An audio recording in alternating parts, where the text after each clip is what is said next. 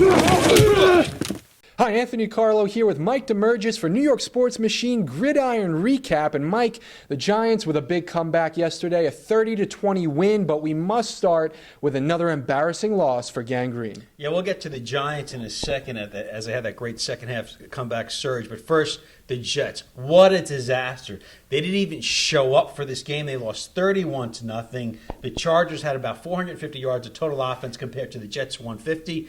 And we finally got to see Michael Vick, but Michael Vick's really just a lefty version of Geno Smith. Things are a disaster right now with the New York Jets, and I'd be surprised if Rex Ryan can actually finish the season.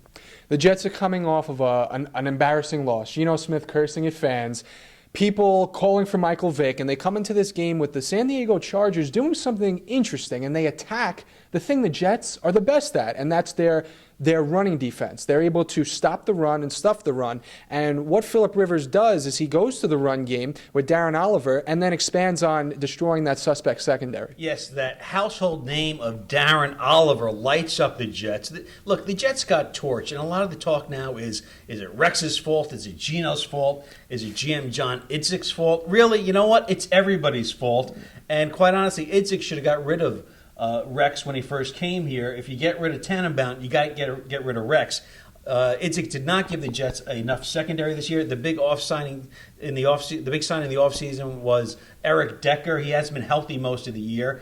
And, you know, things are really a mess right now. You look at the Jets' schedule coming up. We've got Denver at home next week, and then they got to go to New England on a Thursday night game. The Jets are 1-4. They could be 1-6. At one point, they look like they could be 2-0 if you go back to Week 2 against Green Bay when they had that big lead. I think that was the turning point at this point of this slide that they've been in. You talk about John Idzik. There's been speculation that he put the Jets in a bad position to win this year because he wants the head coaching job.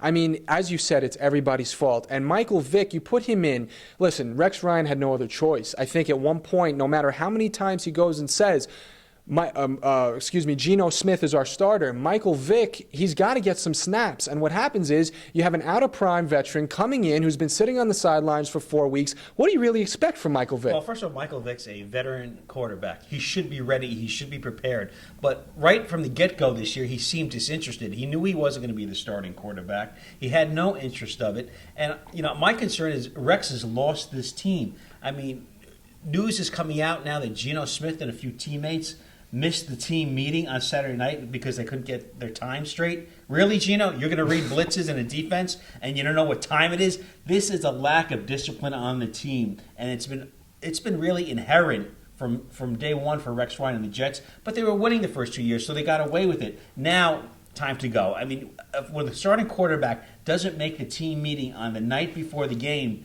are you kidding me? Are you serious? But Mike, we love our coach. We love our coach. That's all these players say. We love our coach. They love Rex Ryan. Is it that they love the fact that he doesn't get on their cases? That he's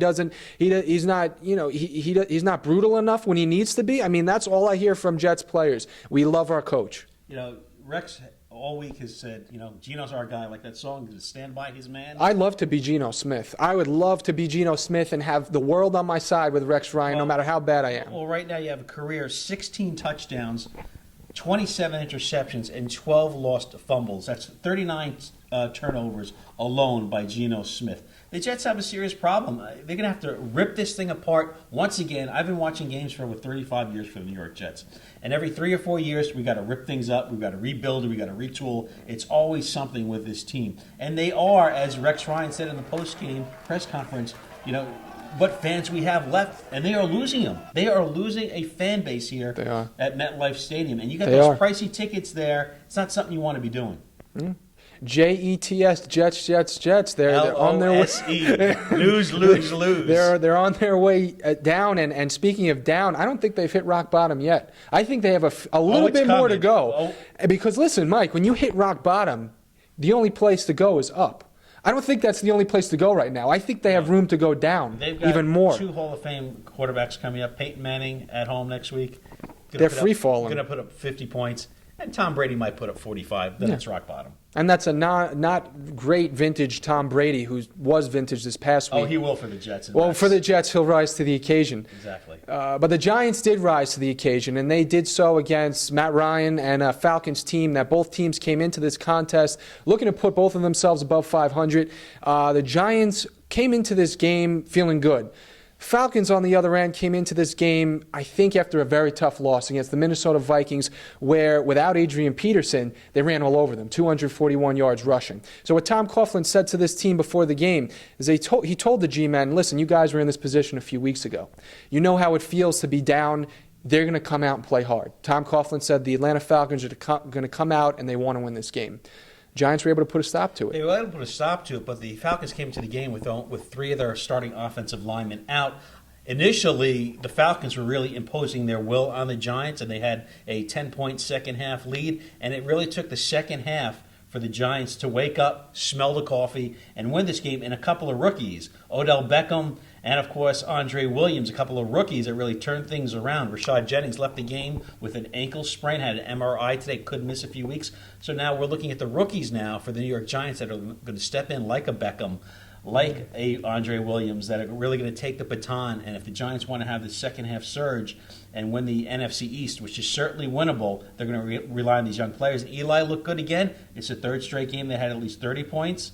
So their offense is definitely clicking, and the defense kind of took control again in the second half. They were able to stop the run. They were able to contain Matty Ice, although Julio Jones had 11 receptions for over 100 yards. They were able to stem the tide and win a home game that was certainly most important. Mike, you spoke about Odell Beckham Jr. The fan base has been craving for this man. Eli Manning has been craving for this man to throw to as a target. He's got him now. He came in at the right time. Larry Donnell was a non-factor yesterday, and he's been coming up big for this team, especially in the red zone. Preston Parker, Ruben Randall, Victor Cruz, they're all fine and dandy. But not one of them is a Calvin Johnson. Not one of them is a Megatron. Right. It's a bunch of slot receivers that needed some diversification. And Odell Beckham Jr. came into this game catching the touchdown pass with 10 minutes left in the fourth quarter that put the Giants ahead, and they never looked back. Yeah, and Eli Manning kept his jersey clean yesterday and was able to sit in the pocket and make the plays he needed to make. Yeah. And again, he had the help of the running game. Now, if you look at the Giants' schedule, next week they head to Philadelphia. Then they're home for Dallas. They're at Dallas. They got a bye.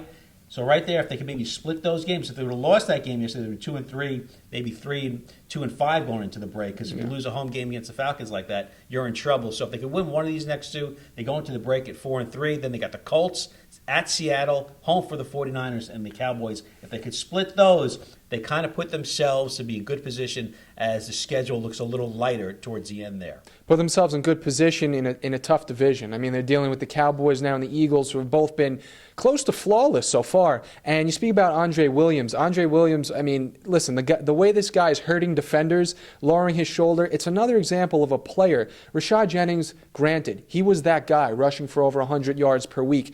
But with him hurt, Andre Williams, what he needed to do was come up with some key runs. And that's what he did. He lowered the shoulder. He had yards after contact. And that was big, huge of Andre Williams to do so and get that first down that they were looking for, break the plane for the touchdown that they needed, and it was so big. But the defense, more importantly, I think, with JPP and Hankins and that big sack on Matt Ryan with 4 minutes left, I think, as you said, that's going to carry this team into these tough weeks coming up. Well, momentum is everything in the NFL, and you're talking about the Eagles. Look, the Eagles have their flaws. We know with the Redskins, they have their flaws. The Cowboys, even though they're on this 4-game winning streak, we all know at some point Rome was going to crumble, at some point. And the good thing is they get to play each other. So none of these teams are unbeatable. You don't look at any of these teams in the NFC East and say, we have no chance. Yeah. So, even though the Eagles and the Cowboys have a better record than the Giants, there's certainly an attainable games against them. And the great part is, again, you play them every week. I mean, you get a chance to play them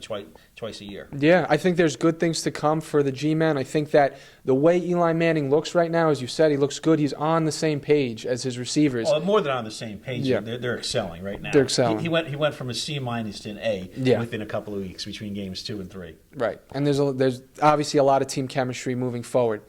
So the Giants on one side of the spectrum, the Jets on the other side of the spectrum.